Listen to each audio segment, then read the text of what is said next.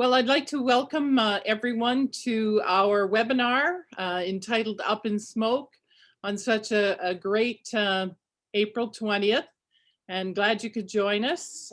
This webinar will be talking about the best practices in land use for licensed cannabis producers in Ontario. We have a really exciting lineup of speakers, and I hope you're really going to enjoy the webinar. The webinar is being co-sponsored by the University of Guelph and the Golden Horseshoe Food and Farming Alliance. And some of you may not be familiar with the Alliance, and I thought I'd take a couple of minutes just to explain who we are at the Golden Horseshoe Food and Farming Alliance. My name is Janet Horner. I'm the Executive Director of the Alliance. And the Golden Horseshoe Food and Farming Alliance is made up of elected officials, public health, federations of agriculture, conservation authorities, Vineland Research Center, Durham College, Niagara College, the Greenbelt Foundation, Holland Marsh growers, and the food industry in the 5 regions and 2 cities of Toronto and Hamilton in the Golden Horseshoe. You may be familiar with a couple of our main projects, and one of them is Connect on Data. And we have mapped all the agri-food and manufacturing data for over 50 municipalities across Ontario. And we have about 200 users with a total number of assets in our database of 100,279. We've just completed a project with the Western Ontario Wardens that allowed us to finish the mapping for the Western Ontario area. And starting this month, we're going to be heading north and mapping all the agri-food manufacturing data points in Northern Ontario. So that's one of our main projects. Another one is taking a look at the impact of purchasing local food in long-term care homes. And we have a 3-year project with the University of Guelph that we're currently in our 3rd year to take a look at what kind of impact we can make on mealtime engagement and quality of food in long-term care homes. Another project that we're doing this year is a film project with York Region, taking a look at the carrot value chain and highlighting some of the young farmers that are going to be taking on farming in the York region and more specifically the Holland Marsh. And we have just finished a new action plan. It's called A Vibrant Future. And for the next 5 years, we're not only going to try to keep our food cluster of the Golden Horseshoe strong and thriving, but we're going to do some projects that address climate change, a bit more in public health and food security, lots of work in urban agriculture, vertical farming. We're going to be developing some position papers, and our first one is going to be on party barns and how to address that issue. And we're going to have roundtables and webinars like this through the year when we have a topic of interest like this one that we can share with folks around the province. So I'd like to turn it over to our Vice Chair, Patrick Robson, and he's going to be our moderator today. And Patrick is from Niagara College. Thank you, Janet, and welcome everyone. Just by way of additional welcomes, again, it's also not lost on me the irony that this is being held on 4/20. Nonetheless, I think it's also quite appropriate. Just in terms of a little bit of background, I'm a planner by trade. Currently a professor of environmental studies at Niagara College, also a hop farmer. Interestingly, hops are in generally the same family as cannabis, but they don't get anywhere near the stigma, and we'll be hearing a bit about that today. Past life, Commissioner of Planning for Niagara Region. I was with the planner with the Escarpment Commission, worked with Ontario Human Rights Commission of all places, and spent 3 years as an elected person in my community. So I have an appreciation for what it means to make those municipal decisions, particularly when things can be a little bit tense. Been on the Food and Farming Alliance since the beginning. Not long after the enacting of the Cannabis Act, we had a panel locally in our area.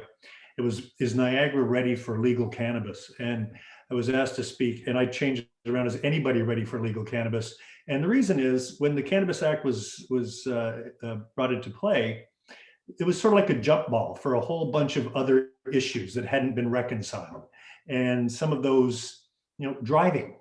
What if someone is a recreational user, what did it mean for them to be driving? What did it mean in your workplace? Or if you lived in a multi-residential building, what was this idea of how much can you produce on your own? There was a lot of unanswered questions, but nothing is as persistent as the land use question. And because it's where we live, literally, it comes up in our communities.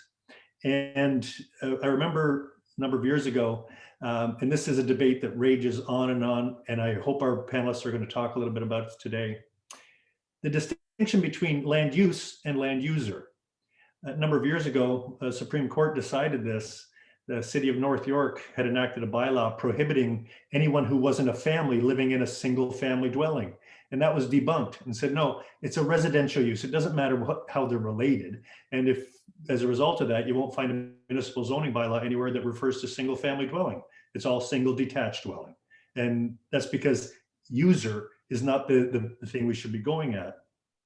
And as it turns out, the land use question here isn't just about production. It's also about distribution. Where can the facilities, the commercial outlets where people can purchase? How far from schools? I mean, these are all types of issues that continue to persist. And yet at the same time, there's no question that it's an industry where certainly finance is going towards. There's a lot of interest for as talent. At Niagara College, we have a commercial cannabis program. Our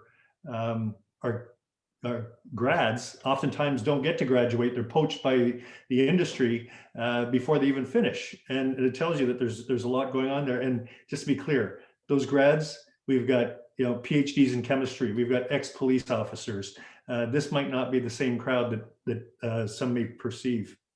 And at the end of the day, even while we've had the legislation for some time, the concerns exist.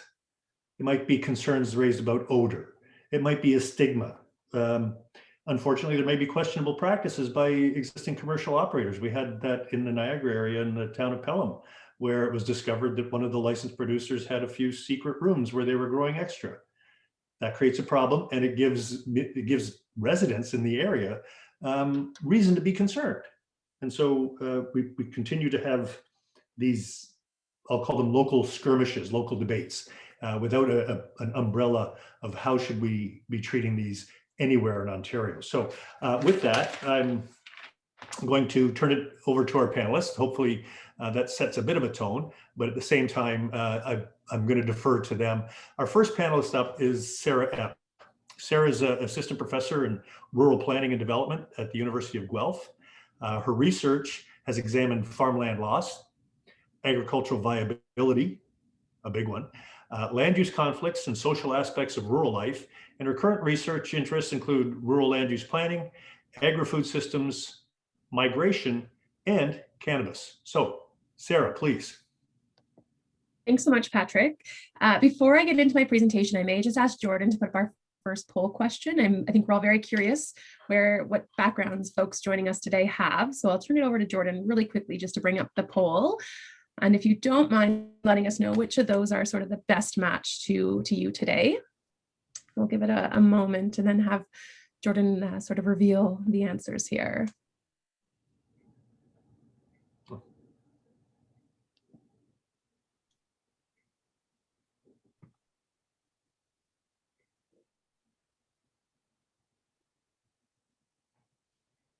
with 5 more seconds, 92% response, so that's always impressively high. And Jordan, I'll have you close it. Perfect. So interestingly, municipal government, if it's showing up on everyone's screen, is where the majority of folks are joining us today. Other is in there, and always interesting to know what other represents, as well as planning, probably no surprise there.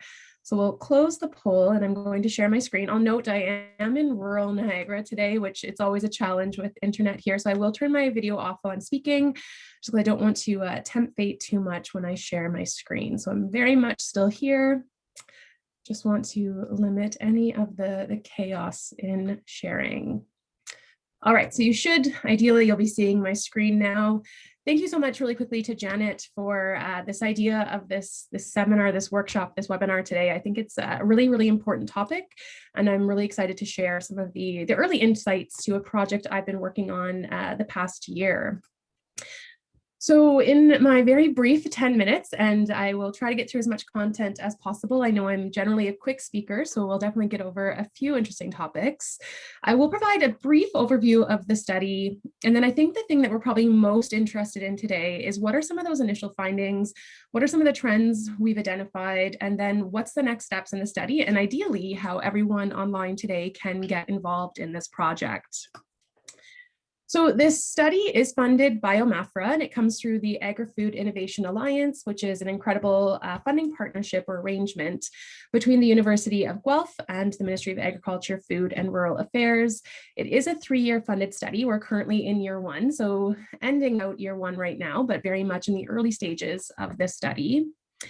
I think what the main sort of impetus for this research was the challenge we're seeing right now, and probably for the past few years since the legalization of the recreational aspect of cannabis and an interest in production came up beyond medicinal facilities, of where and how and why and when should we allow this use to occur. And a sense very early on, especially I think anyone from a municipal perspective, that it was fairly hands-off from the provincial government, that the policies that were coming up were very much at that local level, which some may argue is the ideal situation. We want those local decisions to be happening at a local level.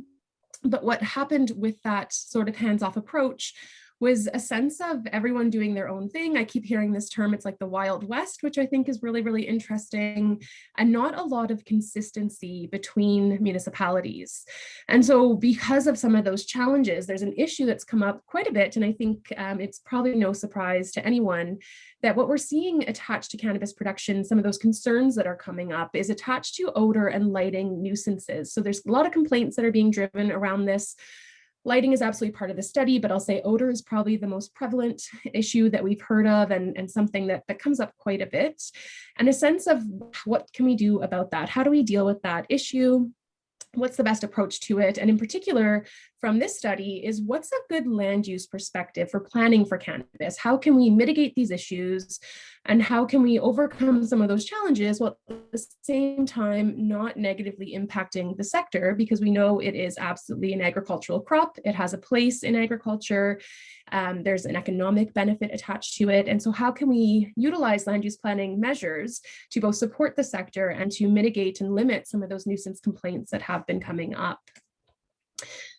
What we did at the start of this project and what we're sort of wrapping up right now is a very interesting jurisdictional scan, and looking through, and I give credit to the grad students, I'll thank them at the end of this presentation, who put so much work into this, but looking at zoning bylaws and some of the interesting amendments that we see coming forward, specifically related to cannabis. And so trying to get a sense of what is happening either at the municipal level or the region and county level. There is differences, if it's a sort of free-for-all, definitely looking at the lower tiers here, but getting a sense of what is their perspective in terms of zoning.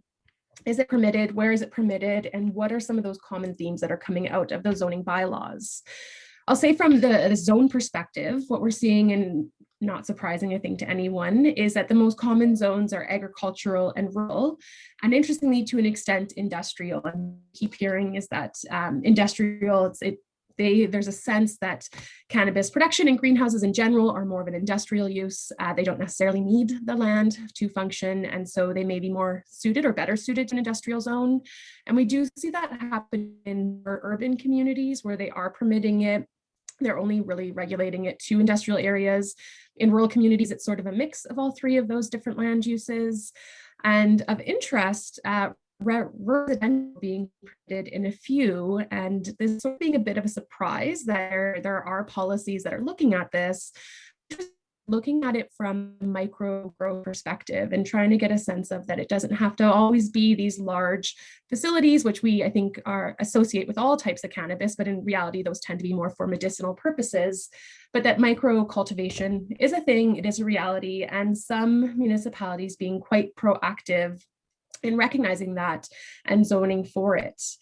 The other common piece that we're seeing is attached to setbacks, and this has been all over the place. I'll be the first one to admit that. It's really difficult to get a sense of consistency, similarities, what maybe some of those averages are. And I'll say the most common setbacks that we're seeing are between 150 to 300 meters from a sensitive land use. And a sensitive land use is anything as simple as a house, so a residential property nearby, to things like schools and churches and other typical land uses. And depending on where you are and if you're reutilizing existing greenhouse infrastructure for a cannabis facility, in some communities, almost impossible to meet any of those separation distances.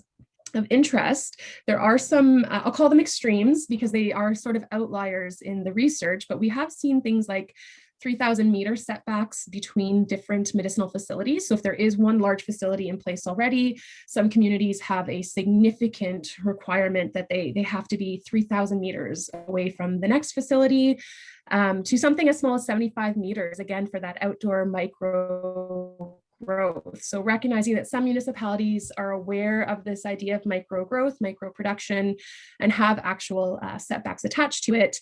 But again, seeing those interesting extremes and differences and how that actually plays out in each of these communities.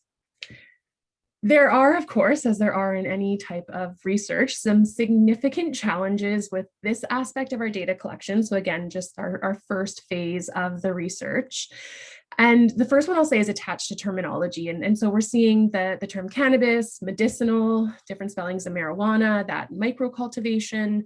There's every community, it seems, is using their own sort of terminology for this. And at times, we're trying to do those very basic searches to get a sense of where it is, what's the policy currently, it's really, really difficult to get a sense of it. And we know even just by searching through local media, we know there's a lot of, in some communities for sure, there's a lot of resentment, I'll say. There's a lot of sort of special interest groups against the new siting of greenhouses. A lot of misunderstandings attached to that. What that means is oftentimes when doing these searches, we're finding the media profiles and not necessarily the actual bylaw because of things like terminology. Maybe it's use of the word indoor versus outdoor, with many focusing solely on indoor production and almost very few, I'll say, either looking only at outdoor or including the outdoor piece. And then the other complication attached to that are interim control bylaws. And so we saw these come out very quickly, I think, once we saw that recreational legalization come up. For a lot of municipalities, the only opportunity they saw to really slowly get a sense of what the best policy was to create an interim control bylaw, which maybe made sense for some places. But what we're seeing are the extensions of those interim control bylaws and sort of extensions with no clear policy coming from that. And so what all of this is sort of bringing up then are a lot of LPAT hearings. So appeals to either not having a policy in place or having a policy that's viewed as being too restrictive, too limiting, and appeals to the appeals tribunal. And so these tend to be around site-specific amendments, setbacks, in particular setbacks that are viewed as being too restrictive, and of course, those interim control bylaws that are not being replaced with actual policy. Interestingly, and very interesting for myself, there's one of our students on the project has been attending the LPAT hearings and has been enjoying them. So it's definitely happy to see that it's been beneficial for her. But the insights gained from those and where the appeals are coming from has been sort of illuminating in that they really are a sense that the policies are just too restrictive from a grower perspective. And of course, a lot of this getting attached to the stigma we see attached to cannabis. We know it's a legal use, we know it's permitted, but again, some of those special interest groups really creating some havoc and muddying, I think, the waters a bit of what should be happening versus what folks feel is appropriate. What's next for this project, I think, is quite exciting. And again, this is the sort of initial pieces of our study. And so the thing that I think a lot of folks are really interested in right now is finalizing that policy database. We have completed, or just about completed, the Golden Horseshoe as well as the Greater Golden Horseshoe, so the second ring. The goal over the next, I'll say, month and a half, maybe 2 months, is to finalize for the rest of the province any community that has a policy in place. Obviously, not every community is going to be suitable for the production of cannabis, but we will have every community that has a bylaw in the database.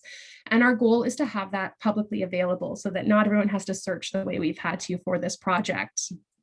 Moving forward from that is interviews with planners, growers, and any other stakeholder. The goal of this research, from our perspective, isn't necessarily to limit the production of cannabis, because again, it is an agricultural crop. It is a permitted use, it has a place, but just trying to get a sense of what is appropriate for all parties involved. And so those interviews being very, very diverse and inclusive of everyone who is part of this. We're hoping to have case studies of 5 municipalities or regions, calling this sort of the good, the bad, and the ugly. We know there's a lot in between of that sort of pendulum of what's been really going really, really well, what hasn't been, and what are some of those complications.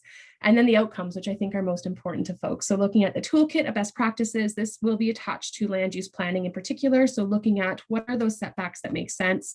What are the zones that make sense? How can municipal planning really overcome some of those nuisance complaints and make sure that we're moving forward in the best possible way for all involved? And then the creation of a good neighbor policy. And this builds off of work by Wayne Caldwell previously. I believe it was looking at the livestock sector, but understanding again, what does that look like for producers themselves? What are some of those best practices to be a good neighbor, and how can we move forward and make sure that the production of cannabis isn't being negatively impacted based on perceptions in particular? So how to connect beyond today, of course. If you are interested in joining the study, being a participant, sharing some of your insights, please send me an email. Happy to chat with anyone that has an interest in this topic, whether you're a planner, whether you're in the bylaw, the producer role, whatever it may be. We are definitely hopeful to talk with as many people as possible and really get as well developed a framework as we can for this study.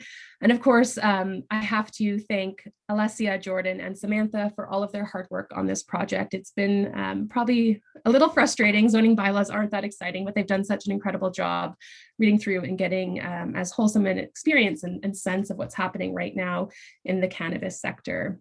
So with that very brief overview, thank you for listening and happy to chat.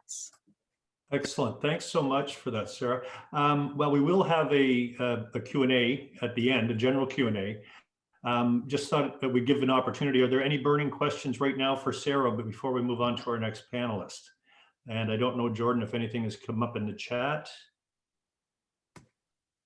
And it's not a requirement. While waiting, one of the points that Sarah made, which I think is an important one to underscore, this debate about is greenhouse-based cannabis production, is that agricultural or industrial? That's a conversation that takes place related to greenhousing, regardless of what's grown in there. And I think we should also take a look at what happens.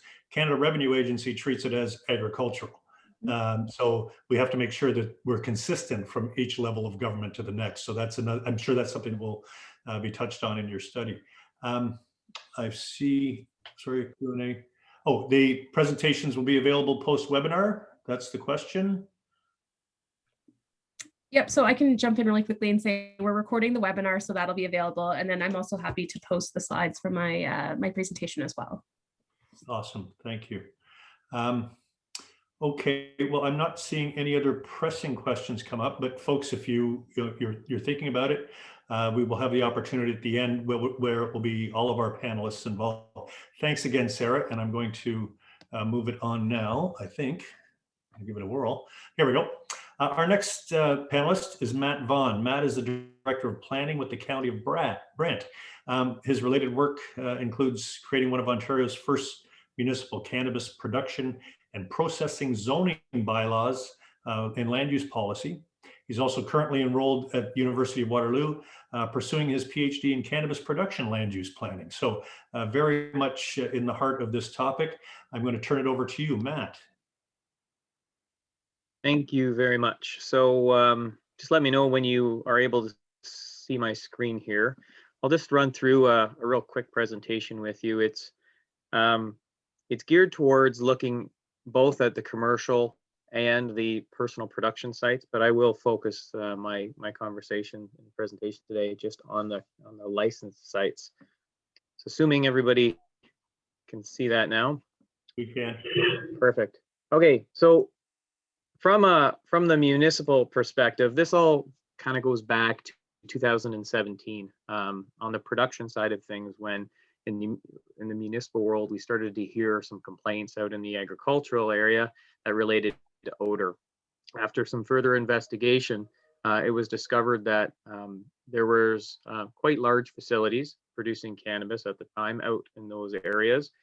We knew, as the municipality, in this case I was working for Norfolk County at the time, but we knew where the commercial licensed facilities were, and we knew that the odor wasn't coming from these locations, it was coming from other locations. So after some investigation, we realized that it was coming from these personal production facilities. Like I said, I won't get into it too much here, but just to highlight the real differences between the two. The top image represents what generally speaking, what a commercial licensed facility looks like, very, very secure. And the bottom represents an example of what was occurring and is still occurring in places like Norfolk County, across really the entire rural countryside. So we had, in some cases, there was new greenhouses going up, and others, it was a retrofit of existing greenhouses. But in either case, it was an instance where, there was quite a bit of odor being created where it wasn't being created before, and it was causing some issues out in the rural area. As a response, the county got together with various stakeholders, including federal government. We had Health Canada join us around the table. We had the province join us around the table. And we tried to collectively put our heads together about how this could be regulated so that we didn't infringe on any rights. Of course, the idea of personal production, that was all established through an appeal for the Canadian Charter of Rights and Freedoms. So we didn't want to infringe on any of those rights, but at the same time, we wanted to make sure that what framework we were creating for that regulation was fair and good planning. So we reviewed the Canadian Charter of Rights. There are some reasonable limits in there, and there are some ideas of permitting infringements if demonstrated as justified. So, as somebody has a right to be able to produce their own medicine, there is also a right to be able to enjoy your own property. So there are conflicting policies within even the Canadian Charter of Rights when it comes to cannabis, which is always an interesting thing. The Planning Act itself, of course, here in Ontario, this dictates how we do our planning, matters of provincial interest. And out of the Planning Act, the protection of agricultural resources is important. Resolution of planning conflicts involving public and private interests, and also the protection of public health and safety. There's other requirements as well, looking at the Environmental Protection Act, looking at the Food and Farming, Food and Protection Act, and then of course the provincial policy statement. All of these things need to be considered when developing a framework for cannabis production and processing. So the county at the time looked at 3 different ways of doing it. They looked at the zoning bylaw, we looked at a business licensing program, and also a nuisance control bylaw. I'll tell you, the business license program, it might work. It might work for the commercial licensing facilities, but it wouldn't work for a personal production facility because at the end of the day, they're not a business, right? They're making that cannabis for themselves, for their own personal consumption, or they're a designated grower making it for someone else. But the idea behind a business license is really just for businesses. So that wouldn't have worked. The nuisance control bylaw, we considered it at the time, but there are some expenses that come along with the nuisance control bylaw, as well as some scientific elements that need to be considered. So we resorted to look at the zoning bylaw and then looked at ways of how we could update the zoning bylaw to regulate cannabis production and processing within the county. So Norfolk did that. Today, both Norfolk and now Brant County as well has one of the most robust cannabis production and processing policies, I would say, in Ontario. But there are some really important things that need to be considered when developing that policy framework. And the big one here is to be cautious not to overregulate cannabis production, because at the end of the day, you don't want to violate the Charter of Rights. There is good reason why, it's good to have people be able to produce their own medical cannabis, various reasons. The policies has to be based on sound planning principles and critical observation. One of the things that we had done when we first came out with this is developed a monitoring program to see if the provisions, the setback provisions we had created were working. And at the time, it seemed like they were. The policy shouldn't limit access to medical cannabis, but rather help mitigate land use conflicts. And that's the idea between really all planning, is being able to mitigate conflicts between one use and another. And then, of course, it has to be consistent with the provincial policy statement and conform to your local official plan. So here in Brant County, we looked at what Norfolk had done, and we did some refining of the zoning bylaw. So the setbacks, we regulate odor, light emissions, and both of those are now done through the zoning bylaw. Our section in our zoning, for any of the planners in the presentation, you want to check it out, section 4.23. So there are setback requirements which vary depending on the use of air treatment control. We subject cannabis production processing for the establishment and or the expansion of it to site plan control. And as part of that process, we're looking at having their odor studies peer reviewed. We regulate light emissions, and that's both from the inside and out. So a lot of these retrofitted greenhouses don't have the night shading, the curtains. So that's a requirement to have those installed. Otherwise, what ends up happening is these facilities look like giant football stadiums in the middle of the countryside. And the last thing that we've decided to include, and this is a little bit, again, cart before the horse, but we've permitted on-farm diversified uses on the same site as cannabis production and processing use. And the idea behind that is to allow for a tourism industry to develop or blossom once the government, the federal regulations catch up with that. Next steps. These are just some discussions that are now occurring at the municipal level. So looking now at a nuisance control bylaw, there are certain things that a zoning bylaw can do, and there's certain things it can't do. For instance, one of those things is being retroactive with an existing facility. So if a facility is up and it's creating a nuisance in terms of odor, the new odor that facility is creating could be regulated through a nuisance control bylaw. But there are some challenges to that, as I mentioned before. One of the biggest challenges, of course, is establishing some baseline data, and that would have to be done on a scientific basis.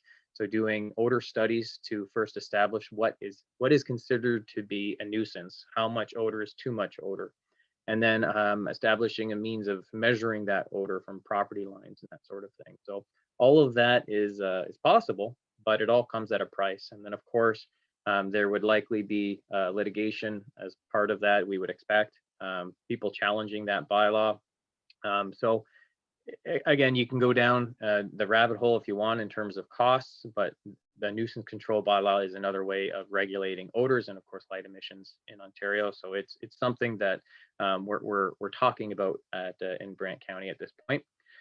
OMAFRA, University of Guelph, and myself being in Waterloo, we're working on the cannabis land use research. So part of what I've done in the past is looked at various other forms of agricultural uses, for instance, livestock, and what can we take away from livestock regulation, like the minimum distance separation formula, and is there anything we can learn from that can be applied on a provincial guideline level to cannabis production.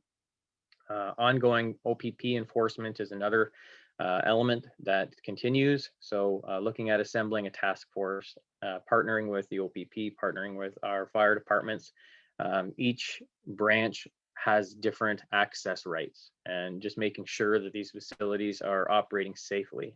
There have been quite a few instances recently of some criminal activity. some instances of fires. So making sure that these places are operating safely. And then lastly, revisiting site plan requirements and whether or not these facilities that are in the industrial areas should be looked at, you know, for those uses that are doing more of the processing end of things. Are they more akin to other processing type businesses? So does the D6 guidelines from the province kick in? Just questions at this point. So lots more research needs to go into this, and it's something that I'm looking forward to being part of as this moves forward. And just the last point I have here is just a question: what is your municipality doing? And that's something that the University of Guelph's research is looking at as well. Thanks very much. I'm happy to answer any questions. All right, thank you, Matt. Very, very informative. First, we do have a couple of questions from Pierre Chauvin. Matt, are you permitting cannabis production facilities in the zoning bylaw as of right? And if so, how are requiring a site plan control without being considered conditional zoning? The answer is yes. So at least in the county of Brant, we do permit them in our agricultural zones and industrial zones. So the establishment or the construction of these facilities, that's what would trigger the site plan process. Okay. There's a general question, which I think might be for everybody: what type of municipality are you seeking to look further into for the case study? So I think that was perhaps a Sarah question, but there's a middle one here, and you can take a swipe at it. If not, I may actually try it from Derek Whitlib. Can someone describe the statutory, meaning federal notice requirements for application or issuance of production licenses, and explain why municipalities are not consistently receiving notices? Have you run into that one, Matt? Yeah, so commercially licensed facilities are required to get municipal sign off. And the ones that we know about, we do get those requests for sign off. And it's good. I think it's a good thing. Just like really any industry, you want to know who's operating in your jurisdiction. So when we do receive those notices, we review them, make sure they are in the right zone, make sure that they've gone through our steps of development approval system. So we have pre-consultation, we have site plan approvals. If they're proposing something that doesn't meet our zoning bylaw, then of course they would have to seek relief for that. But you know, for the most part, I think you know we're dealing with facilities that you know do comply with the zoning. They have a really good understanding of the business end of this, and you know, staying out of the public eye is seemingly a good thing for them at this point. Do you think on that front that there might be what Derek's experiencing, or perhaps is referring to, may just be sort of administrative growing pains that, you know, something gets missed, maybe a human error thing, or yeah, maybe what he's referring to is the personal production sites. It's a little different there. You know, though that process to me seems a little broken at this point. I believe you are still obligated to notify the municipality, but there's no approval from the municipal side of things. So I think there's an obligation to notify, I think, the clerks and maybe the fire department or something like that, but there's no response required from the municipality. So there is a bit of a disconnect there, particularly around these very large facilities. So. And that aligns with a question from Catherine Jones. Do they have to get sign off from municipality, or only to provide proof that they notify the municipality? Her understanding was that they have to provide the feds with proof that municipality has been notified. Is that yours as well? That's my experience as well, but you know, that proof could come by way of an email that never made its destination as well. So it's hard to know whether or not these things are actually happening. Right. Okay. Good stuff. And you got confirmation. We have another question there, but I think I'll defer that to the end. It has to do with illegal activity, and I think for the most part, what you've been talking about is how to put it into a appropriate land use policy and zoning framework. So we'll pick that other one up. I'm just going to check to see if there was anything else pressing. Nope, I think we're good. So I'm going to now thank you to Matt for that. Our third panelist, and I'll tell you right up, this guy gets he wins the prize for his backdrop on his video. Peter Miller, he's a founder and CEO of AgriFarm, a licensed cannabis producer in Creemore, Ontario. It prides itself on being a positive contributor to the local community.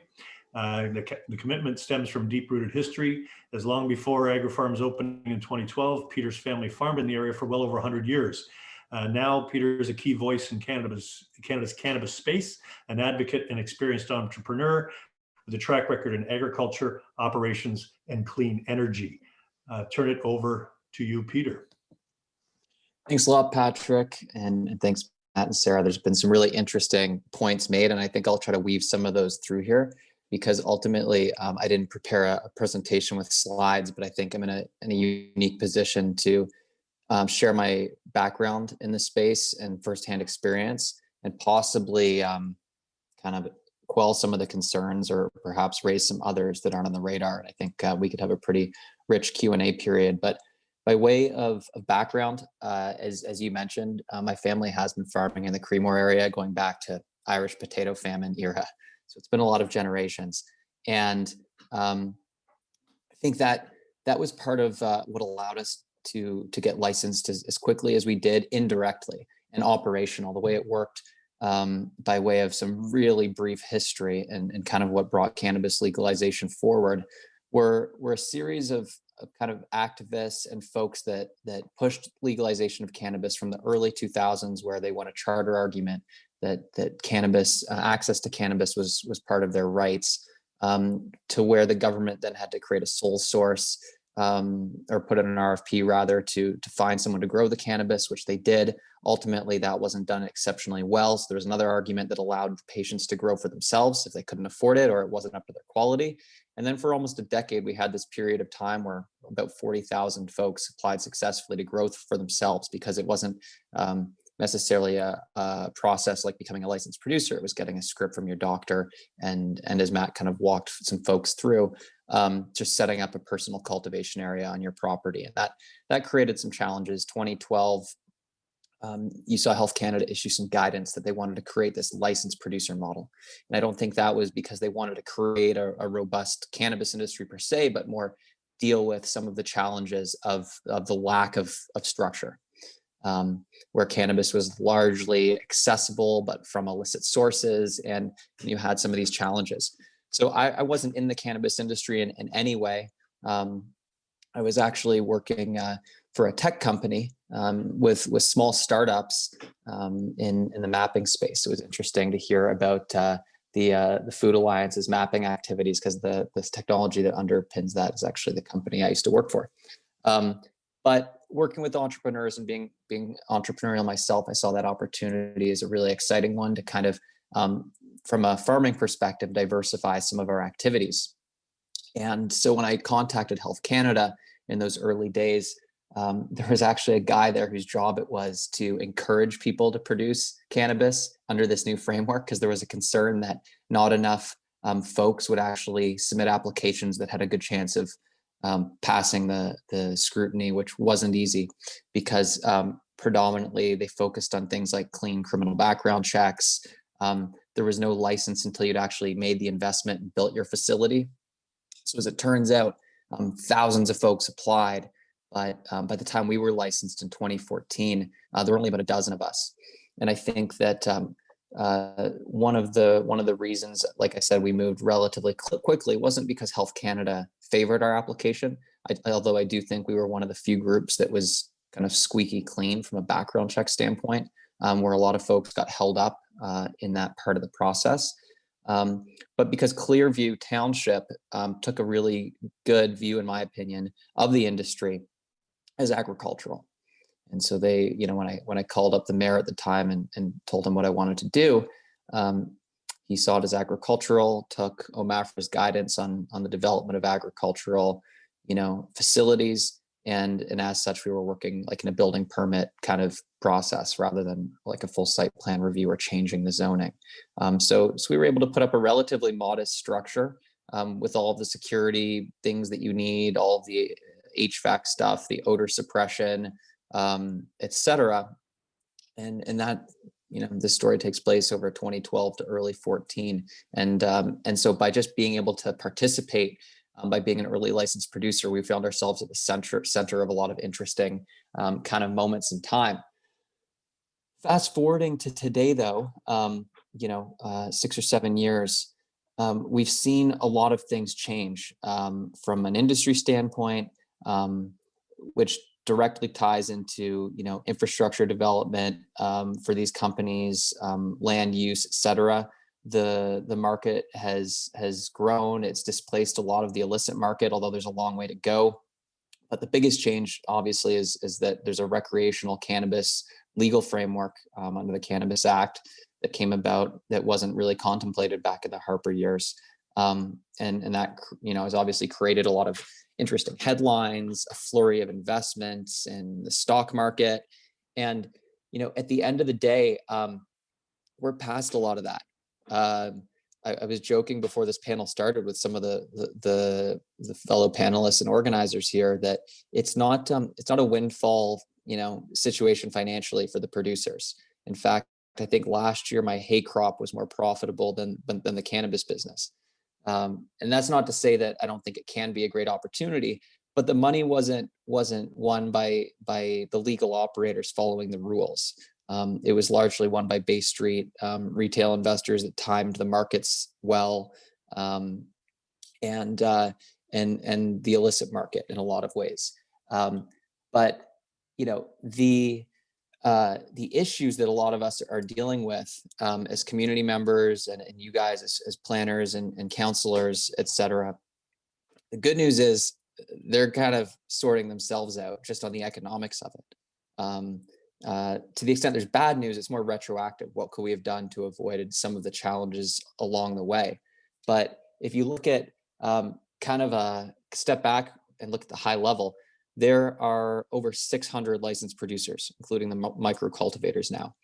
There was a broad estimation that at maturity, the demand for cannabis, legal cannabis in Canada would be about 600,000 kilos a year. I think it could be double that, but let's just say it was 600,000, which is officially kind of StatCan's prediction. If you can produce 300 grams per square foot per year over 5.5 cycles on average, in like a light depth greenhouse or similar, it's only 2 million square feet. So over the 640 odd producers, that's only, I'm not going to use a calculator in real time, but mental math, it's just over 3,000 square feet a producer.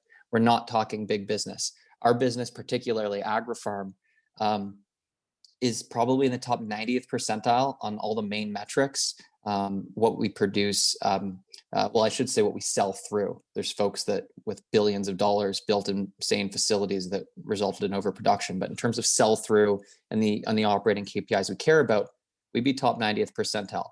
But we're not talking about a massive operation. We're talking about a few hoop houses that are a few thousand square feet each. We're talking about 13 acres of one time a year outdoor cultivation and a 15,000 square foot support building with a 26,000 square foot light depth 4-season greenhouse that we're getting up and running. There's about 50 people that are employed. We pay good wages. We hire as locally as possible, and all the development money that we've spent, we've kept within the township and county where possible as well. But we're not talking big business. And I'm particularly excited about the long-term opportunity, absolutely. But kind of the short-term thinking that led to the massive amounts of capital raised, that led to some massive facilities that were ultimately walked away from, abandoned, or just generally, projects that weren't pursued, was the result of that massive hysteria, the misunderstanding of ultimately what the economics were going to be. And the people that are left in this on the legal side are people that do have that longer term view that this can be, business, but like every business, you have to build it up year over year, focusing on the successes and kind of just doing it under its own steam in a rational way, because ultimately the stock market is not interested in new licensed producers. The biggest producers, interestingly, like Canopy Growth, who I have some history with, and Aurora and Afria and others have shut down production of previously constructed square footage. At the peak, there was over 25 million square feet of either built or in process being built cultivation capacity. So from the 2 million, which I think could be double, even if you doubled it to 4 million square feet of space needed to supply all of Canada's legal market, we were 5x and change above that, which was damaging to communities who had high hopes about employment, who had high hopes about tax base increases. The most dramatic is probably Northern Alberta, where a multi-million square foot facility just sits, totally inoperable at the moment. But even in Eskillen, there were projects that were reduced. In Niagara, there were projects that were reduced, et cetera, et cetera. So I'm not trying to be doom and gloom by any stretch. I'm in this industry. I've been in it almost a decade. It's not because I was from the cannabis industry or from any illegal side of it. I do still see it as a really exciting agricultural kind of and consumer packaged goods standpoint. And I'm very loyal to the team that's been with me for almost a decade here. And I'm loyal to the community and what we're trying to build. And so I'm very optimistic about what we can do as a business. But I think that what we need to be thinking about now is kind of what happens when there's this pivot from, oh no, cannabis is coming to town, this is going to be a problem, to, hey, I think Matt touched on this in terms of thinking about future tourism and agritourism and thinking about it more in the wine country context, and how beneficial that has been in places like Niagara and the Lake and in a handful of regions across Canada. And so how do you support the small operators that are doing it the right way?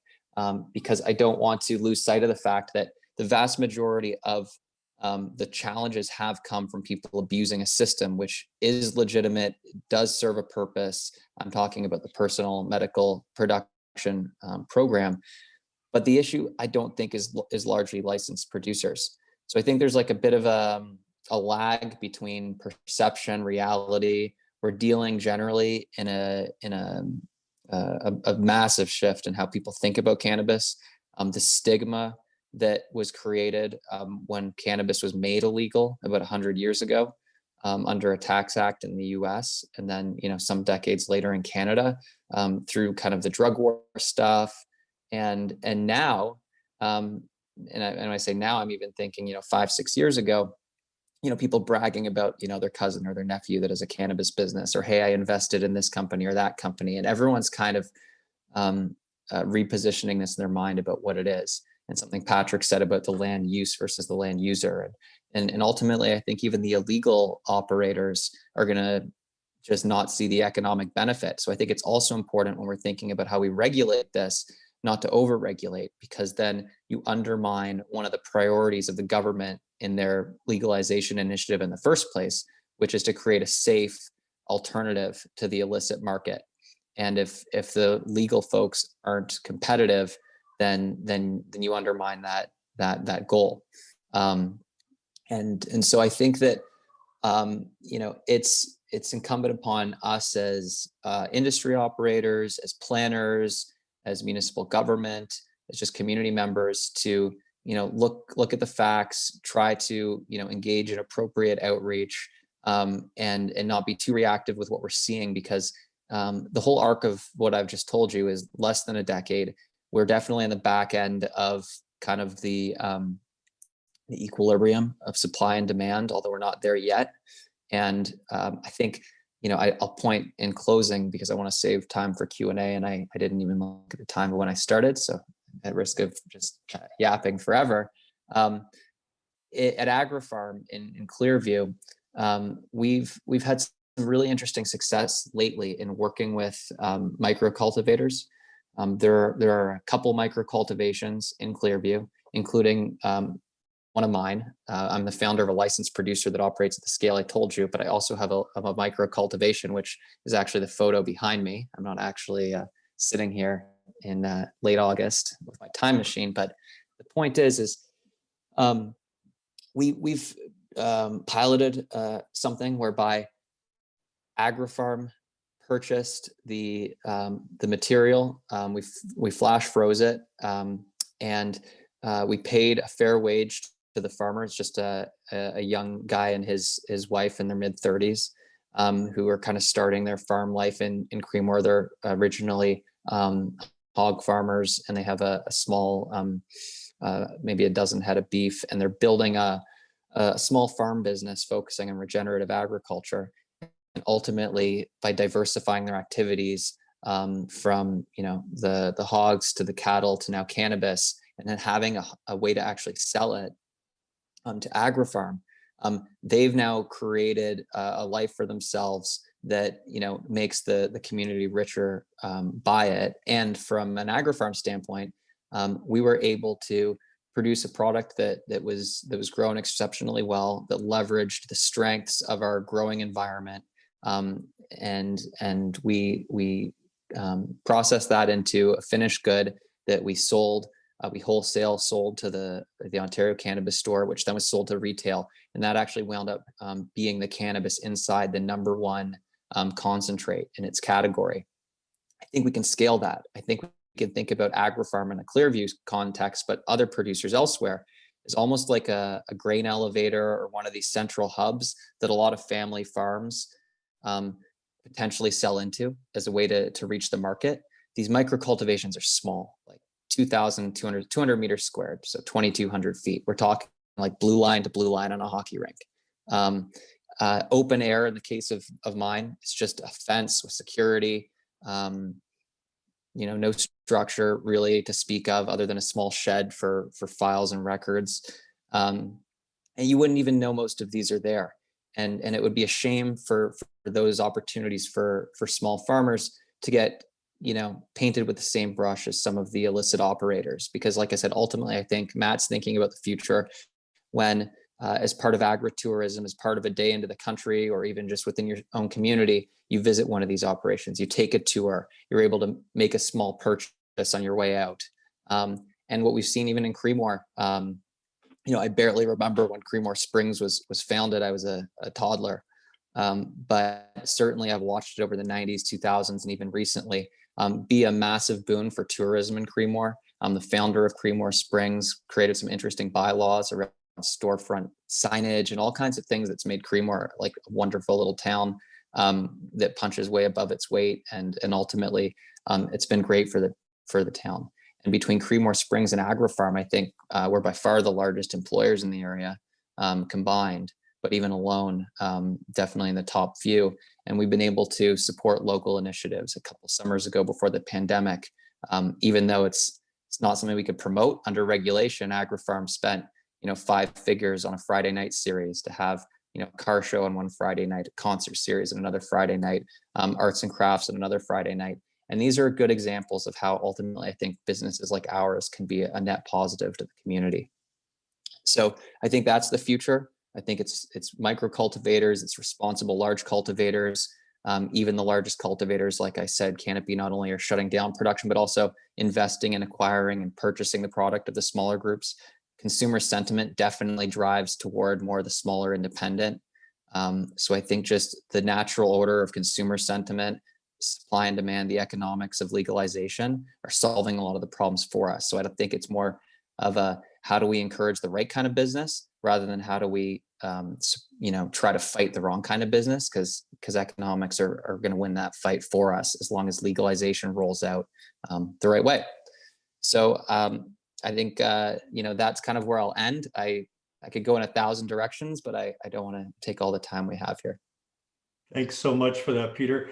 Before we get into a broader Q&A, and there are a few items in the Q&A list, a couple things you talked about. I mean, fundamentally, our discussion today is about planning, right? And planning for the future.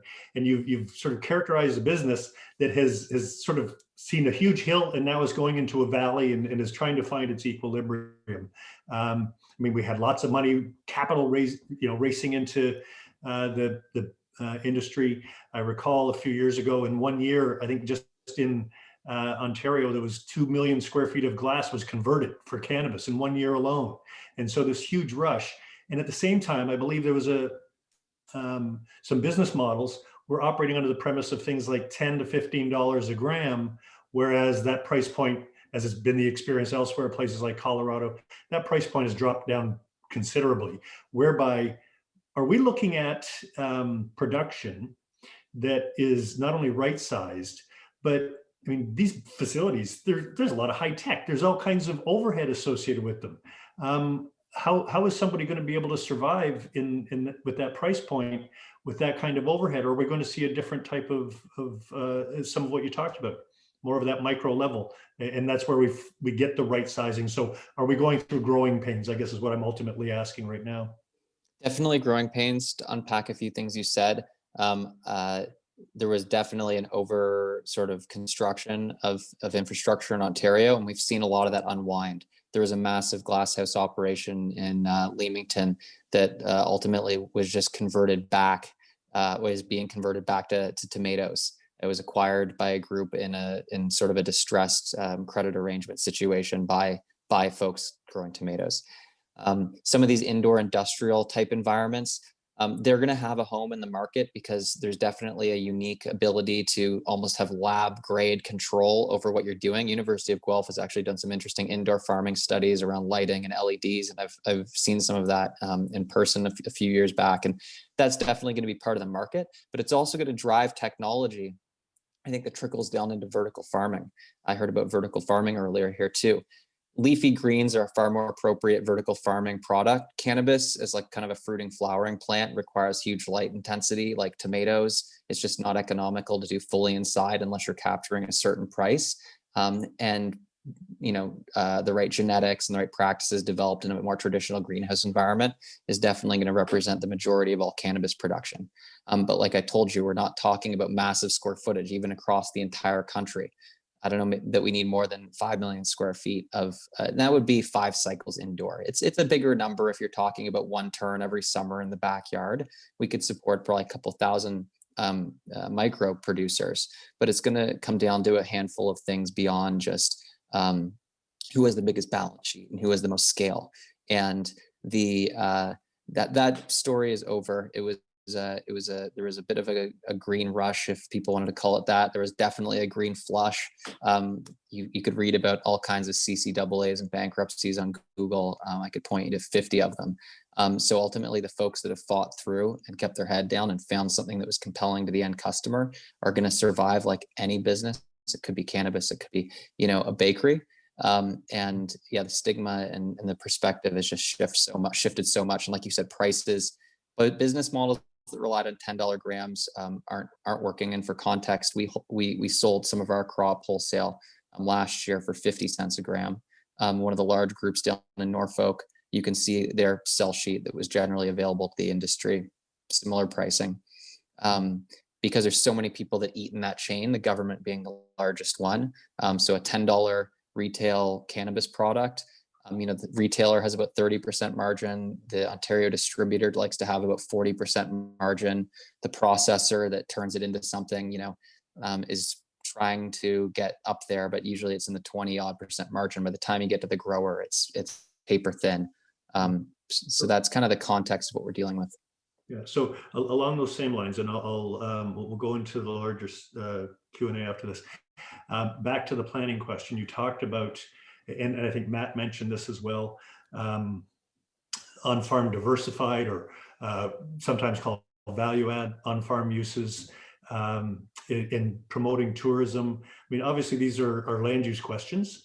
And at the same time, at least in my limited observation, back to the stigma type of concerns, we're starting to see a much broader audience for, things like pain management and the biopharmaceuticals, the nutraceutical aspects, maybe edibles that are coming from this, whereby the smaller scaled operator, grower, may have an opportunity to do some of that secondary type of production in a way that's promoting, instead of a stigma around cannabis, maybe promoting health solutions. Do you see that coming?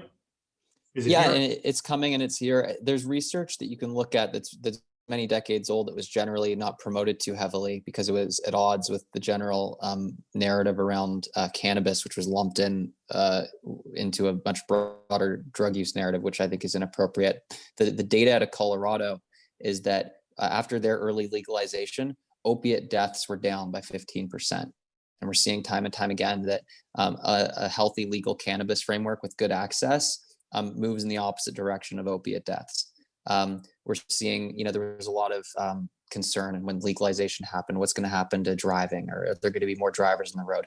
Maybe incrementally, but it was already baked in. Everyone that was out there consuming cannabis and driving was doing it before legalization. They might be doing it now. Statistically, there's been no move.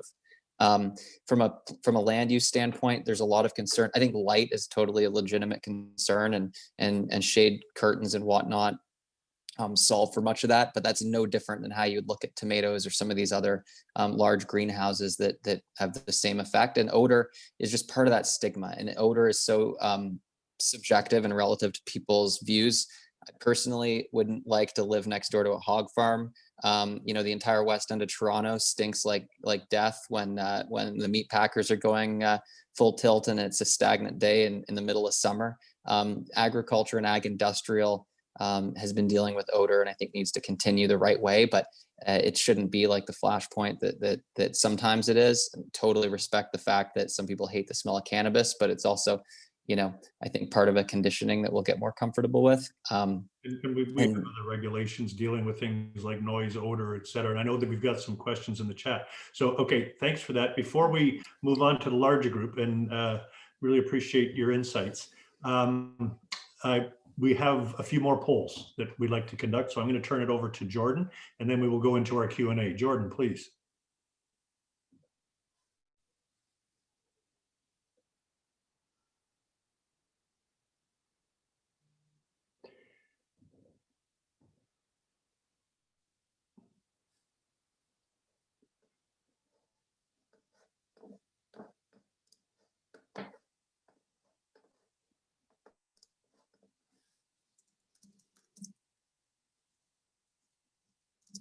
I think this will be good insight for some of the studies going on as well. So great question.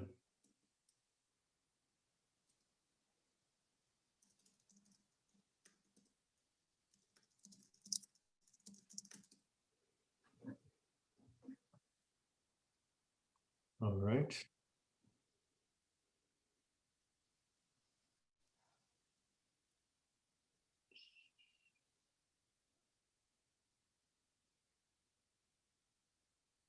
And was there, oh, here we go.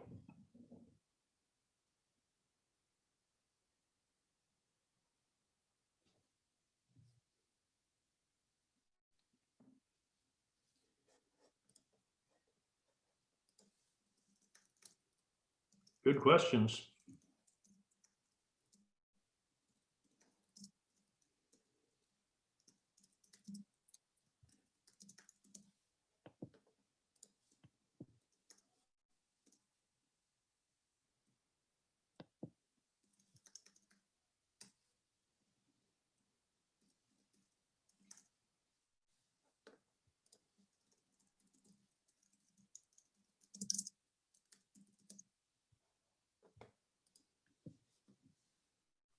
And we have a third one.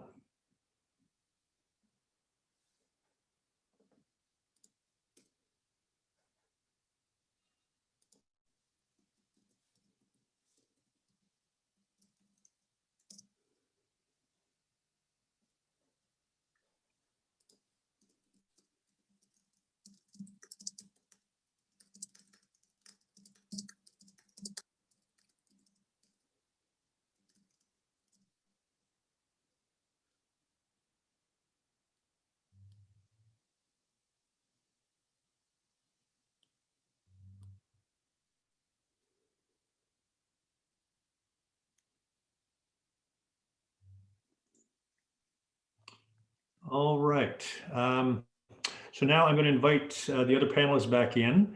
I know they've been listening, but have maintained their video and mics off.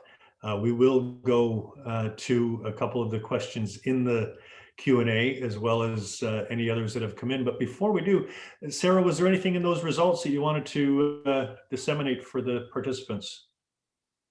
So, I mean, those are very strategic questions. Obviously, they relate to the research we're doing quite closely. So I think it's interesting, even after Peter's really insightful comments about the odor piece still coming up as potentially the most significant issue attached to cannabis. Always curious what those other responses are. So if anyone wants to drop those into the chat, what you thought, especially for I think the issue or the best sort of tool for planning, if you want to drop those in, they're very interesting to myself and probably everyone else on the line. But maybe not so surprising. I think that odor keeps coming up as the most prevalent concern because it's a thing we're just hearing about more so than anything else. Right. There was a question, Q&A for Peter. How did you work with the local area municipality to address any concerns from residents? I think you may have touched on this a little bit, but anything you wanted to elaborate on that? It was largely, since it was handled in a more of an agricultural context and we didn't go through site plan approval, I just used more of a common sense approach in terms of just talking to all the adjacent neighbors and having a pretty frank discussion about what we were up to. And if they had issues, give them the chance to bring those issues up. Ultimately, where we're located though, we're next to a John Deere dealership on one side with quite a bit of traffic. We have a couple farms on each side, some of which are my own, relatives. And I'm lucky that, hundreds of acres surrounding us are kind of relatives I can call up and discuss. And, I collaborated with on this. So we did, as we look to expand and do different things, have different opportunities for people to talk to us. But I commend Clearview for taking more of an agricultural approach here in the early days, particularly. And now they're taking a measured approach to retail. Ultimately, they opted out. They're one of the smaller number of municipalities that did. But I think, and they're undertaking a 1-year research period to look at how to handle cannabis land use generally. And I think reports like Sarah's will be very interesting, published, giving people at municipal government something to point to so they don't have to reinvent the wheel for themselves every time. And I totally respect that too. Like, off by an inch at launch, a mile at orbit if you just let things run wild. But I will say, back to things just sorting themselves out in some ways, not that it all will, and we have to be vigilant here. But, in terms of the biggest concerns, lighting, totally legitimate. And can be addressed, but that covers all manner of greenhouse crops. Odor, highly sort of subjective, so I'm not even going to touch that. But safety, security, we're the longest standing licensed producer in Ontario within plus or minus a couple months. We've never had a single safety issue or a security issue whatsoever. There's just no ROI. Even the dumbest criminals aren't going to bother stealing a product that's even hard to sell legally through the channels. And also when the ROI on robbing a pharmacy or the opiates and amphetamines, Ritalin and et cetera, painkillers that are behind the pharmacy are really the target and the concern. So safety and security, non-issue for us. I can't speak to everyone, but as a legal operator, haven't had one issue over almost 10 years. The size of the scale, like I said, we're among the bigger in the industry. If you set aside the half dozen multi-billion-dollar public companies who have actually, like I said, been shutting stuff down, we're not that big.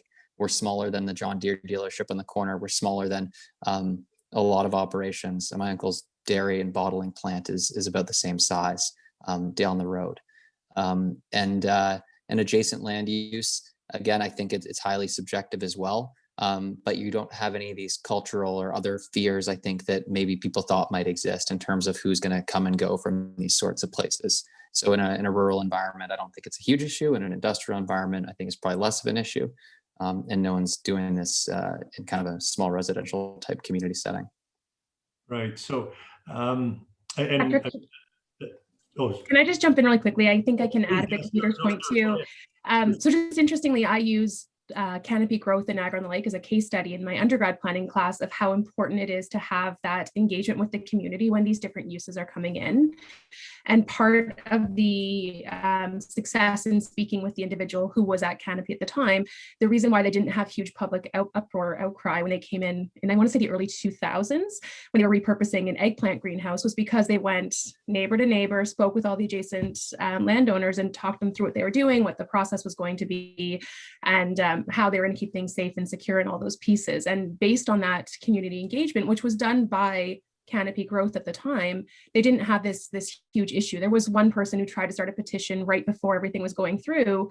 But again, that public engagement and consultation was quite critical. And I think that's common in all forms of agriculture. When the anti-frost machines went up in the Niagara region, as another example, those helicopter noises we joked about earlier, again, public consultation was critical to getting that moving forward, so that those residents who all of a sudden had to listen to this machine running overnight understood that it was normal farm practice and what its use was for. So that engagement piece that Peter's done, I think, is probably quite critical in making sure we can get broader public understanding of the use. Yeah, and to that point, and I'm glad you mentioned that, Sarah. There's as a planner myself, I'm a big believer. There's a big difference between engagement and meaningful engagement. And meaningful engagement is upfront. It's honest. It's educational. As a species, I fully believe we dislike what we don't understand. And so, unfortunately, sometimes in our planning processes, by the time people do get engaged, they're already taking polarized positions and may not even be listening for some of that education. So I think those are really critical points. And I suspect Matt will have had a similar experience. We have something in the chat. Understand there's a team at OMAFRA working on developing recommendations for MDS-like setbacks for cannabis uses. And have any of you been involved in those discussions?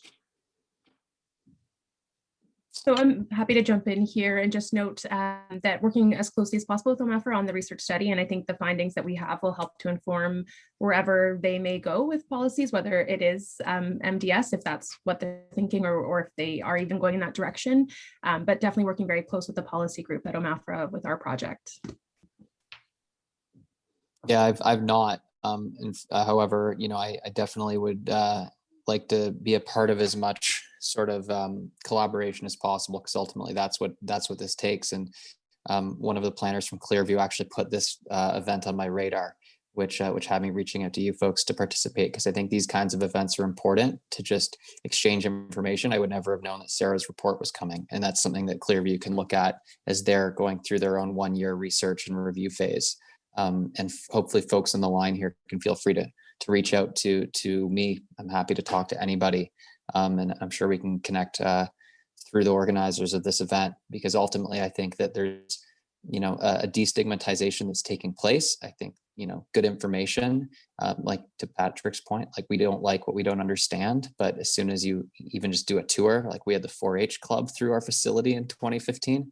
I'm not sure if that was 100% legit, but the parents were all there and, were supportive. So it was kind of just, hey guys, look at what this is. I think the kids were pretty bored. The parents were all making the weed jokes, and were super interested in what was going on. And I think the 12-year-olds were pretty disinterested. So I think, generally speaking, this isn't like plutonium or something, and it's becoming more and more part of our lives. And healthy discussion and debate is going to ultimately be the best path forward. Matt, do you have anything participating in that OMAFRA work? No, not really. I'm helping the University of Guelph where I can with their research. So I'll echo Sarah's comments. Yep, fair enough. We do. I want to just tell a quick story about the stigma. It's funny how people are losing their preconceived notions. I know someone whose dog, of all things, was starting to get arthritis, having difficulty getting around, and they discovered CBD oil, and the dog is now Sprite and running around. And even though they themselves will never be commercial recreational users, they're saying, hey, this isn't so bad. My dog likes it. So, Martha Stewart is promoting a line of dog CBD products, and it's fascinating what's going on with. And I think once it's made more tangible to folks, my late grandmother, when she was 97 and dealing with a lot of pain and couldn't hold down certain medications, she did try medical cannabis for the first time, and it did provide her with some comfort. But she was also a staunch conservative, going back to the 1930s when she started voting, and jokingly said, I might consider voting for that Trudeau guy when he was talking about legalization, if she thought it would help me. I said, vote however you want to vote. I don't ultimately, I'm not trying to sway you, but you have these, she'd be over 100 now, but you have these people just through experience and through, maybe it's your grandson or a relative that's part of the industry, and you discover, okay, it's not, cartels and biker gangs. It's actually people struggling to just build small business. Yeah, nice. I'm just going to go into the chat. There's a comment here, Kelly Maloney. Within our property standards bylaw, we've provided an exemption for legal commercial producer from additional odor and light controls where they are agricultural operations on agricultural lands conducting normal farm practices. Understand that they have regulations through Health Canada to abide by. Do you feel that the regulations for odor and light controls by Health Canada are sufficient? And if not, should it be standardized at the federal level rather than seeing such variety in controls at the municipal level? And I may add to that, Kelly, what about standardization provincially? I can jump in with that one. So generally when it comes to land use planning, it is downloaded typically to the municipalities, but the province does guide that. Municipalities are the creatures of the province, and the province has guidelines and policy that relate that the municipalities need to be consistent with. So ultimately, I see that help coming at the provincial level. Others? I think from just a regulation, because I did go through this, the initial odor requirements were extremely strict. We had like MERV 8 filtration, HEPA filters in the building. It was pretty extreme. I don't know if they could have regulated it more heavily. Obviously, things have evolved a little bit, and with outdoor cultivation, that's not the same factor with hoop houses. But when you're talking about full-term outdoor and non-light depth greenhouses, your odor window is probably a bit less than a month long, kind of from late August to late September, a bit into mid-October. So I think the regulations have actually been quite strict, and it's likely the illicit operators that are generating a lot of these complaints. Right. And there's a parallel question here in the chat or in the Q&A. What are the chances that genetics will eventually resolve the odor issue by selectively breeding out dominant terpenoid outdoor genes? It could be done 100%. The problem is, without being glib, is that the big issue with legal cannabis is that the terpene content's been too low, and ultimately the consumer is attracted to certain terpene profiles, and just the same way people are drawn to certain wine flavors and aromas, the cannabis consumer behaves similarly. So I think that there's a lot of cannabis breeding going on around isolating certain cannabinoids, ones that are more medically oriented, although I hate to lump medical in because some people find THC very important to medical application, but high CBD strains, high CBN strains, low THC strains, THCV, all kinds of things people are breeding for. Typically though, people are breeding for higher terpene content, not lower. It could be done, but I think it would be for a pretty limited use case. Right. I'll add to that too. Oh yeah, go ahead. Yeah, so I've been researching that in the background quite extensively, because there's really not a lot out there that talks about the negative effects of terpene exposure. In fact, it's very much the opposite. That terpene exposure has positive health effects. So, the issue really is it the stigma part of the odor, or is there something else going on with the odor? I don't know. There's some unknowns that need to be figured out, and there's other professions need to jump in this and start doing those studies as well. So, but it's interesting. And to get back to the other question about what's considered a normal farm practice. So despite OMAFRA saying that this is a crop, there is no standardized form to say what normal farm practice is here. That's what we're all doing, sitting around trying to figure out. So, hopefully in a year or 2 or 3, we figure out what that normal farm practice is. We regulate it, we modernize it, and then, everybody knows what the ground rules are moving forward. Actually, I'm old enough to remember the time when all the municipalities were having to deal with their anti-smoking bylaws. And the provincial government stood back and allowed them go through all the legal fights and try to define all the appropriate parameters. And only once all those legal fights were done did the province finally step in and say, okay, we're going to make it standard, which is really unfortunate because in the meantime, and I really appreciate Peter's point about Creemore and the municipality being positive. By and large, most municipalities do not have the resources or the capacity to be fighting those broader fights. They're trying to minimize conflict in land use with their residents, and how well prepared are they for that? Whereby, yeah, I think some more consistent guidance and somebody keeping their eye on the direction of the industry that Peter was talking about. I mean, we had again this huge push, and now it's maybe it's not as big a deal as we once thought it was, and yet municipalities are the ones left holding the bag to try to fight that. Do you feel that? I might just note really quickly too, and we see that playing out with the LPAT hearings. So in trying to come up with a regulation that feels reasonable for all parties involved, I would say the majority of the LPAT hearings are coming up from producers appealing the bylaws. And I mean, think of the time and cost and energy that goes into not only drafting the bylaw, but then the appeal process attached to it when trying to figure out who that bylaw is being developed in favor for. So it's extremely complicated. That overregulation point, I think, is really critical. And that's when the LPAT hearings are playing that out for the municipalities right now. And I don't know that decisions have been made yet on many of those hearings, but there's a number of them going on right now. Do you think, there's another question I'll have in the chat in a moment, and this is more my sort of personal interest type of thing. Do you think that there would be a hue and cry if municipalities tried to regulate how many tomatoes you could grow, or how you have to align your rows of corn, or things along those lines? I mean, would we get that same type of discussion going on?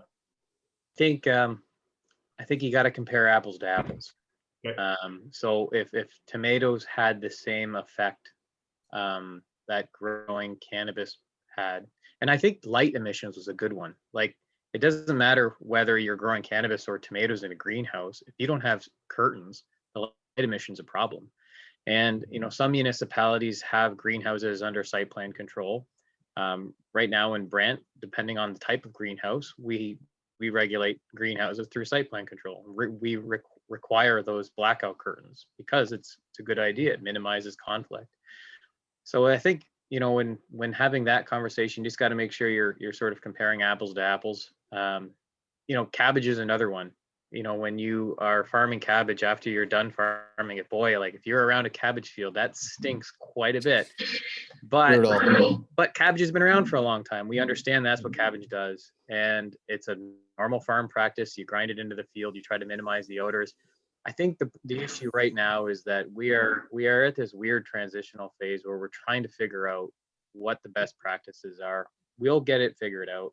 But in the meantime, we got to create a system that's fair for both parties, right? Fair for the residents so that they can enjoy their properties, and fair for the growers, because at the end of the day, they're farmers and they're trying to make an income. The other stuff that's going on out in the ag area with the illegal activity and that sort of thing, that to me is a government issue. We need to figure out at the federal level how to close those loopholes, and then I think the rest of this stuff we'll figure out from a land use perspective. Yeah, good points about it. It goes back to I think what I may have mentioned early on about the difference between use and user. So if there are potential nuisances coming from a certain type of use, then what means do we have to mitigate those, to minimize conflict? That's really what land use planning is about. It's not to say you're a bad user, because and I can give example of Niagara. When I say agriculture in Niagara, what did you just think of? Probably grapes, wine, and peaches. Combined, it's third in the list of economic production in our agricultural sector alone. Greenhousing far and away outstrips it, particularly flower growing. And it has light, it has chemical usage, it has a lot of the same types of issues. And I bet you didn't think of poultry, did you? 20% of Canada's poultry is produced here. And you're not hearing a lot of guff about that, because I think many of you have said it. We've been living with these things for some time. We're used to them. So maybe this is just a matter of getting ourselves comfortable. I want to just make sure I'm not missing anything from the Q&A. Just bear with me here. Too many screens. No,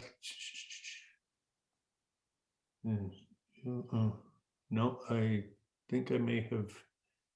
There was some discussion about illegal facilities, but I think Matt, you have talked about that. Yeah, and to bring up a quick comment you raised around, okay, would people be getting us up in arms if we were trying to regulate how they grew other crops? Matt makes a good point, apples to apples. But if you look at, even beer and alcohol, there certainly was an era where that was looked at very differently. Now, Clearview and others will point to the success of the breweries, of the micro craft type brewers, and we're seeing that emerge in cannabis. I think the worst thing that you could do, it's kind of like achieving the opposite effect. If you have an issue with folks abusing the medical program and growing in ways they shouldn't, I do believe the ultimate economic solution is the one that's going to save us, which is just supply and demand and free markets. And effectively, if you say we're going to ban the legal growers and we're going to ban groups that we actually can regulate and oversee, because we have these illegal folks that are giving it a bad name, you're having the opposite effect. You're actually slowing down the period of time in which the legal groups can outcompete the illegal groups. And it's really just, achieving the opposite of the desired effect. I mean, that's challenging because it's unfair to ask a municipal government to be experts on what the laws are. The OPP is even, and in a lot of cases, I think, throwing their hands up a little bit because it's like, I have bigger priorities than shutting down this medical operation. So then the municipality's stuck. What do we even do about this? We have neighbors complaining, et cetera, et cetera. The federal government, like we said earlier, was a charter thing. But again, I think if you promote the right kind of business, and you're supportive of the right kind of business, you're not going to have those issues. And I also think that we're going to be starting to talk about how do we regulate, drift of pollen and things that other like growers in areas are more concerned about, like wine regions, and like how are we defining the terroir of this region relative to that region. And actually on the Ontario Cannabis Store application process, when you submit products for sale, there was actually a pull down menu on the last product call that would allow you to specify the region your cannabis was grown in. There were only two line items, Okanagan and Niagara, but you could select those as something that was a selling point and a competitive advantage. And I think there'll be more regions that work their way into that drop down. And if you're a municipality that falls into one of those, there's all kinds of benefits for kind of the right kind of tourism, like I said. And so then you're thinking about, okay, well, maybe now we need to regulate the types of genetics growers are producing, or make sure they're responsibly ensuring that male pollen isn't drifting and contaminating a neighboring field, and like all kinds of things that are so far from the discussion today, which is really more of like, hey, this really bad stuff happened, which I don't doubt did, and I am sensitive to in terms of abusing the medical program. But we're getting further and further away from that. Right. Fair comments all around. I think, and again, we had a few questions about the illegal side of things. I think what I'd like to just say about that is that illegal production was going on before there was legalization. And I think Peter talked about this. The market is taking care of a good chunk of that. So it still rests in the same way as any form of illegality does, which is about enforcement by enforcement mandated organizations, whether that's police or others. And if they're not seeing the burning platform, as it were, then maybe it's not as either big a problem as all that, or it's one that is actually being managed. Right. So I didn't see anything new coming up in the chat. I thought any last word from our panelists, anything that jumped out at you, or you want to leave the crowd with? Go ahead, Sarah. I see you just unmuted. Sure. So maybe two quick points. One, the BC comment about is reminded me that Ontario's situation isn't unique. And in speaking with colleagues in BC, much of what we're experiencing here, whether it's the frustration over land use planning, or if it's the regulation or the legal aspects, it's very similar in British Columbia, and they're struggling and trying to figure out the exact same things we're working through right now. So I don't know if that's reassuring that it's not unique to Ontario, but for any planners on the line still, or anyone who's working in the municipal field and is frustrated by this, for better or worse, Ontario is not unique. So it's something to remember that this is very much an issue or a challenge maybe for similar regions to Southern Ontario in particular, I guess. And maybe just a last point for myself, I think it's really interesting to talk about the 10 years from now, what will it look like? And we've heard that a bit today about, is this just a current issue because it's so recent, and that stigma piece? And I always think back, as I grew up in Niagara, the issue of bird bangers for the grapes, and the issue, although that one's coming back recently, and the issue of the anti-frost machines. And 15 years later, yes, of course, at the start, those were huge concerns, and people were constantly fighting in the news and everything. And with normal farm practices and with education and all these other engagement pieces, those debates have gone away. And so it'll be interesting with engagement and education attached to this. And when we figure out what the right level of regulation is, if in 10 years any of this debate will exist anymore, or if it will even be something we talk about. Be interesting to see.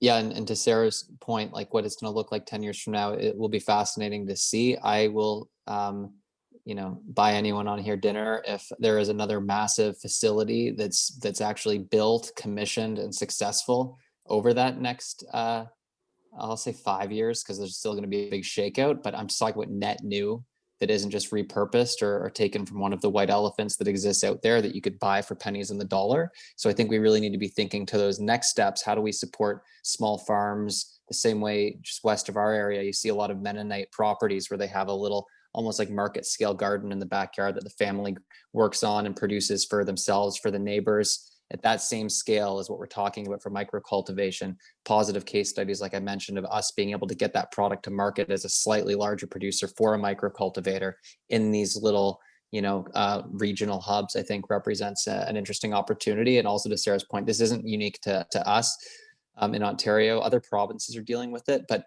it's even less clear in parts of the US where it's federally illegal, but places like Colorado and Oregon legalized early on at a state level. And then the counties and the local government have been dealing with all kinds of issues. So there's interesting things you can look up and talk to, and I can even connect people with folks that might be interested in talking to. But we're not dealing with this alone. I think the report Sarah's talking about, well, I don't know exactly how it's going to turn out, so I hope it doesn't say anything really negative about what ultimately we want to do. But just objectively, having good information out there is helpful to everybody, because we can't, as planners and counselors, be experts on everything. But my view is that supply and demand is going to make this look a lot more like beverage alcohol.